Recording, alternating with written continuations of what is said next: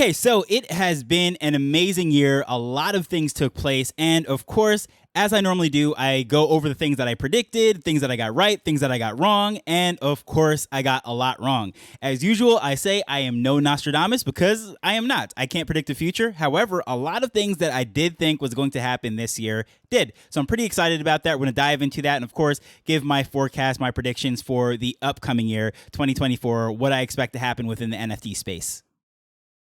The 7 predictions that I went through last year was hit and miss. I got a lot right, but as I said, I got a lot wrong. So number 1, I said we would have more reliance on the EVM because spreading things out, of course, going to layer 2s and so forth. And here's the thing. I kind of got this one right, but I didn't properly measure it. There's lots of sources that I can go to actually see blockchain activity and so forth. One of my favorite places to go is Dapper Radar, but unfortunately, I never put in a measurement to see what was happening last year at this time compared to this year. Right now, there's a lot of activity on layer 2s, probably half of the top 10 most wallets, volume, and so forth. However, didn't measure it last year. I can't really say that I got it right or wrong, but just based on the way things are going, people are speaking about DeFi and NFTs, and I would say this might be true. However, I just cannot verify it because I don't have the data to back it. So unfortunately, I can't say I'm either right or wrong in this particular category. But number 2, I said Solana will not die.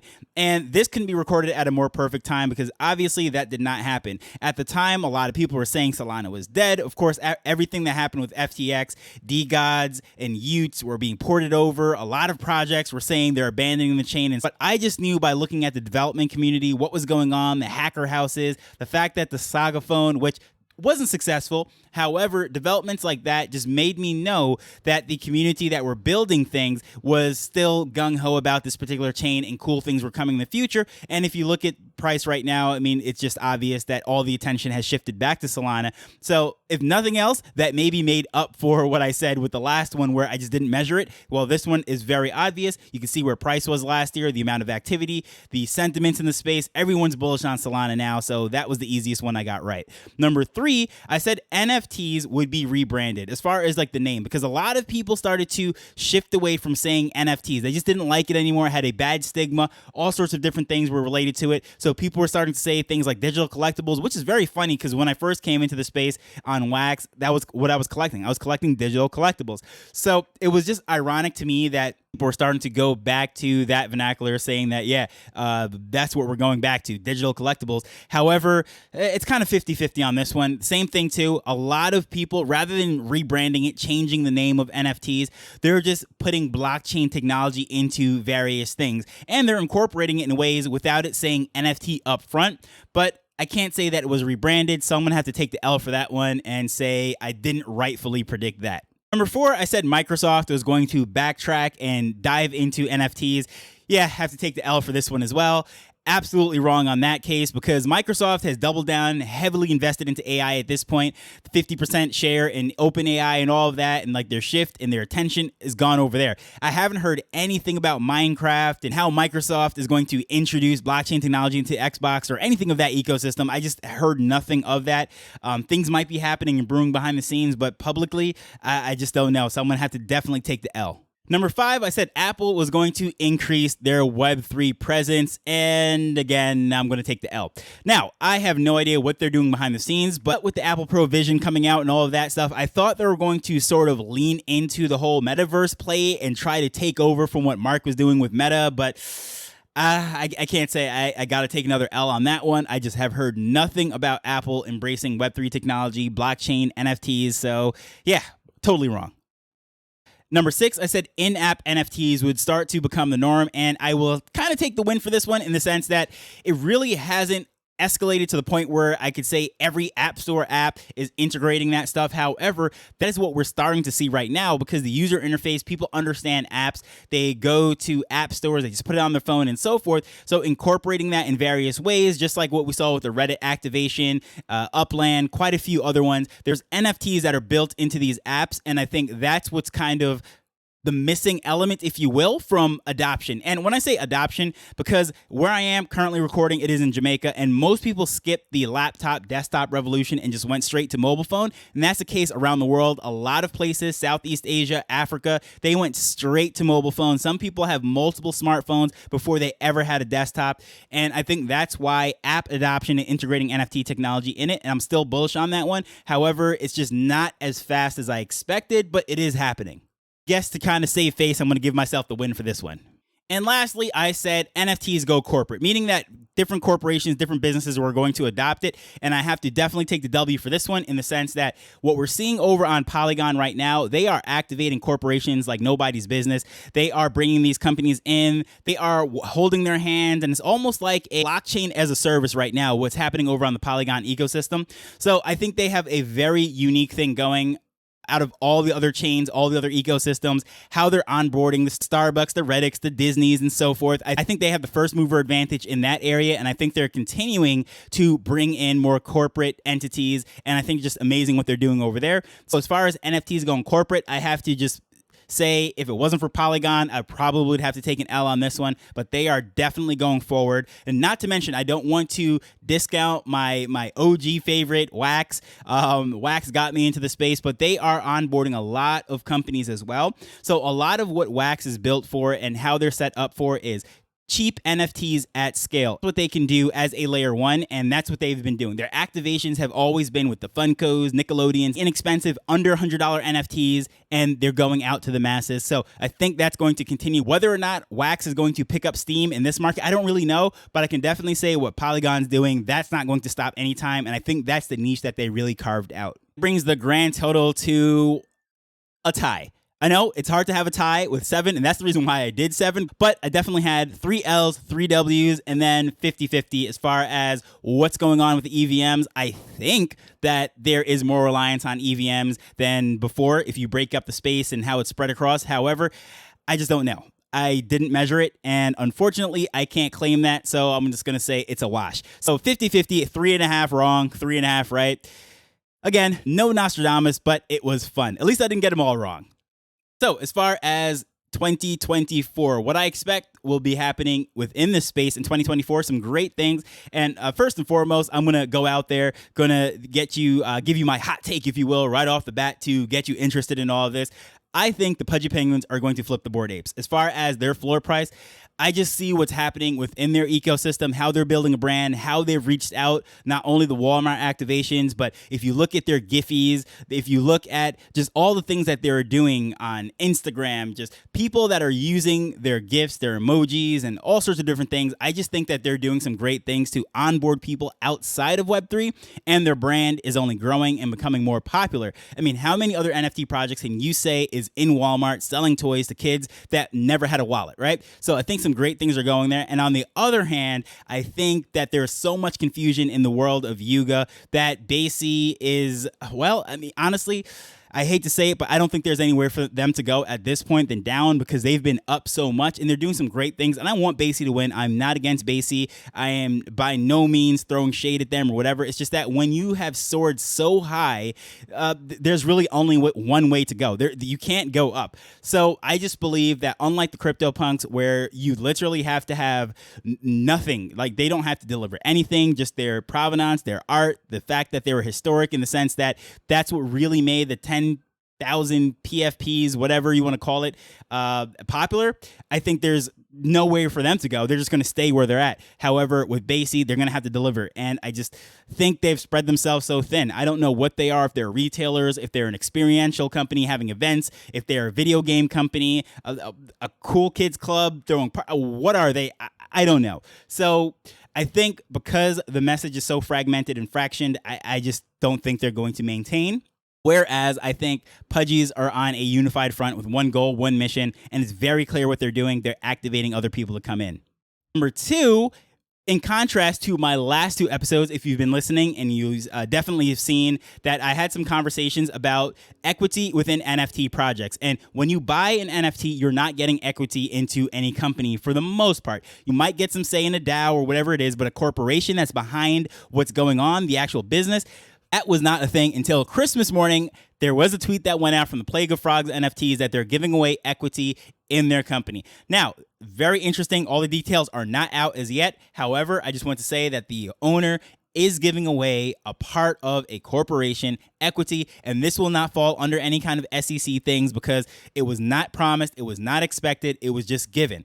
However, being a copycat league, if you will, I think a lot more projects, a lot more people are going to say, hey, let's give away equity into our companies. Now, that's going to muddy the waters and get things really crazy. I think certain companies are going to get themselves in a lot of trouble. However, some of these projects that were already out might want to get a little splash in the water, if you will. They might just decide, like, hey, we didn't promise anything either, so let's do the same thing. Let's give away equity and get a little bit more splash and a little bit more excitement, get back into the timelines of people. And if you look at some of the comments that were under that, it's kind of interesting to see that one of the most prominent ones that I saw under your announcement was a project founder. So we'll see how many project founders actually follow suit and try to do something similar. I like to think it's going to be quite a few. Number 3, I think more NFTs are going to be priced in US dollars or stablecoins, because at this point, especially heading into a bull market, we get to the point where people just don't want to spend their ETH or their SOL or whatever it might be because they think the tokens are going to take off. So what I think is going to happen is they're going to start to price mint in dollars. So that way, whether it's USDC or USDT, whatever it might be, people can definitely go in there and they know exactly what the dollar figure is. They don't have to risk their assets. They just know, can this fit into my budget? Yes or no. And if there's someone who has the crypto, they can convert it out into whatever stable coin it is and just use that anyways. So I think that's going to be more popular because I see a lot of people, what they do anyways, rather than spending their crypto, is they use whatever dollar amount that they actually have and buy fresh crypto at that moment, buy those NFTs and go into it. So that way they don't dip into their savings, if you will. So that's what I'm seeing a lot of people doing. So why not just price it out there in dollars? And that's something that's been very common over on the Wax blockchain. A lot of those Funko activations, Nickelodeon activations, and so forth were actually priced in US dollars. So collectors coming into the space over there are aware of that. Those drops were like $50, $20 here and there, $10 for Hot Wheels, and so forth. So I think those things are going to kind of shift out, especially now that we're seeing that USDC could be cross-chain and just makes it that much easier with different technologies. I expect USDC to kind of win out as a stable coin for pricing NFTs, but we'll see how that goes. Number 4. Now, this is something that I can't take full credit for. I'm going to give props where props are due, and this actually was sparked by the idea from Evil Plan. Now, if you're not familiar, Evil Plan, he hosts a lot of overnight spaces, a great developer. He's doing an AI game. He's very active within Web3, NFTs, and so forth. But one thing that he brought to my attention is the fact that the vast majority of games that are coming online are just taking old games and trying to force Web3 and the blockchain into it, rather than a new type of game showing up that we've never seen anything like that before using blockchain technology. And if you take away the blockchain from it, that game would not be possible.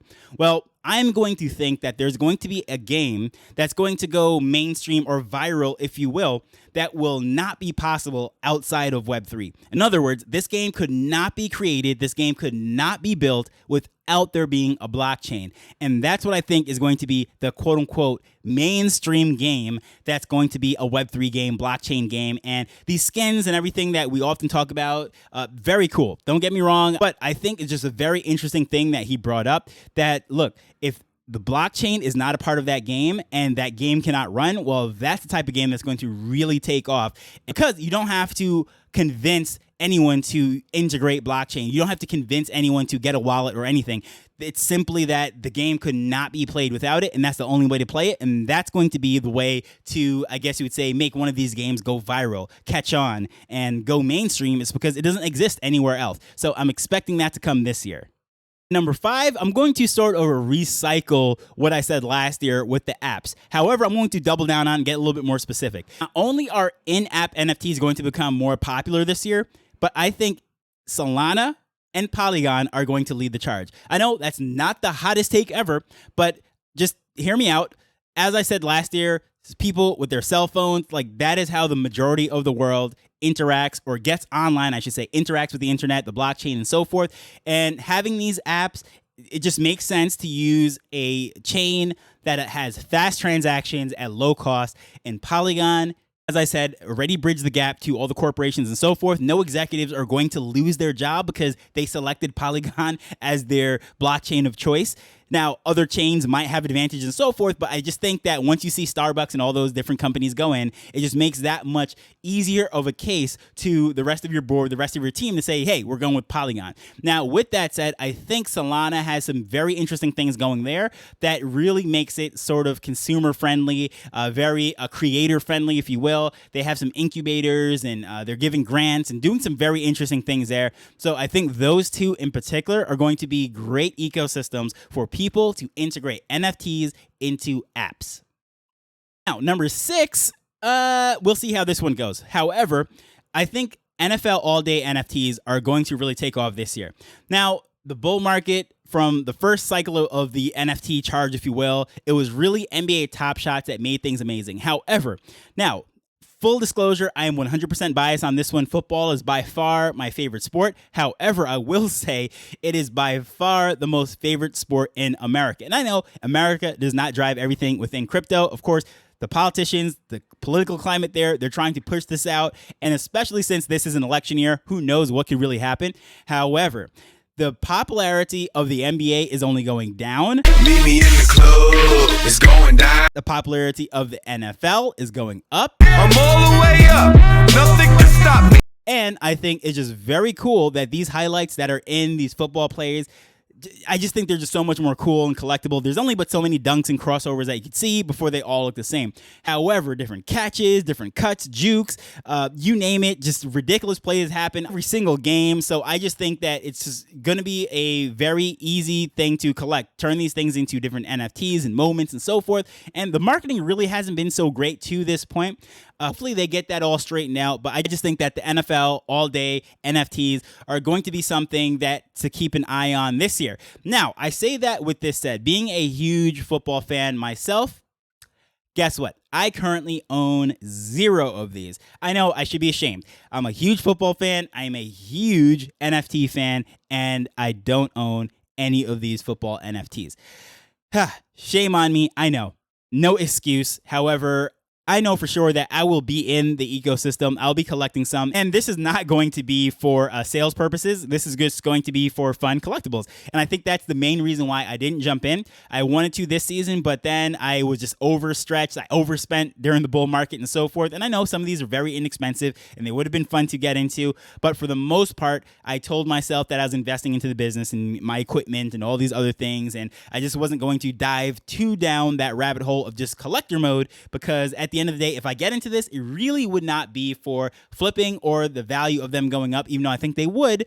I just think that they are just cool. I think they're something that I would want as a consumer, and I just wasn't in consumer mode spending money on collectibles that much this year as I was in the last 2 years. However, I am calling it from now. 2024 is going to be a good year for me. I'm going to have a lot of spending. I'm going to have a lot more fun. And yeah, I think great things are going to come out. And this is one of the things that I'm going to buy. I'm a huge football fan, as I said. And I think a lot of other people are going to come in through this. I just hope they get their marketing right. And the 7th and last point that I'm going to make is probably not going to be a popular one either, but I have a strong case for it. And that is the system, or the ecosystem, I should say, to keep an eye on would be the BNB chain. Now, everyone probably gasps right there and says, how could I possibly say something like this? Do you know all of the issues over there and so forth? But hear me out. The reason why I think this is the ecosystem for NFTs to just keep an eye on for some interesting things happening in 2024 is the sheer numbers outside of the Western world. So if you take away the US, Canada, and maybe parts of Europe, the vast majority of people have a favorable view of Binance, BNB, and the ecosystem that is over there. And I don't know if you know this, but they actually have a social media app called Binance Square within the Binance app. So there, it's like, I don't know what you would call it. It's kind of like Twitter. It's kind of like it's everything. It's a social square. Everyone goes there. They share their things, their blog articles, and their thoughts on crypto and so forth. And then some creators have access to live streams. So they have shows, they have gameplays, and all of these different things that's happening right inside the Binance app. And if you look at active wallets on chain, there's over 500 million active wallets. Now, some people will say, oh, those are all bots, those are all fake. But no, I truly believe that BNB has some of the most active users, people that are on chain, because outside of the US, outside of the Western world, that is by far the most popular exchange. And then the chain, of course, although a separate entity than Binance, does have that link, right? So a lot of people, real people with verified wallets with their IDs, have Binance accounts and they're using the BNB chain. And I think that makes it really, really interesting and potential to build things and create things outside of the US. So keep an eye on that. I definitely will be. It's a very interesting ecosystem. And if you are in a region where you can use the Binance app, just go in there and just take a look around. Whether or not you put any funds on the exchange, you believe what's going on there or not, whatever. I'm just saying, just take a look at the activity that's going there and you go onto those live streams. Those are real people, sometimes tens up to 100,000 people on a live stream. And guess what? This is during the slow times. This is the bear market. So just imagine when there is even more excitement as prices are going up and more people in the developing world are coming into Web3. BNB is something to keep an eye on, and I think they're going to develop some cool NFTs, some cool games. There's games over there too, and not even touching that and trying to bring in all the play to earn gamers in Southeast Asia and Africa and all these other places, which I'm not even touching all that. But just check out what's going on over there, and we'll revisit this in a year, see what I got right, what I got wrong. Hopefully I do better than 50% this year. But only time will tell. I would love to hear what your thoughts are on this, where I got it right, where I got it wrong. Please feel free to bicker. Send me a voice note if you really want to at Tropic Vibes on X. But as usual, I just want to thank you for taking the time to listen to this as we are learning and building Web3 together. So until next time, later.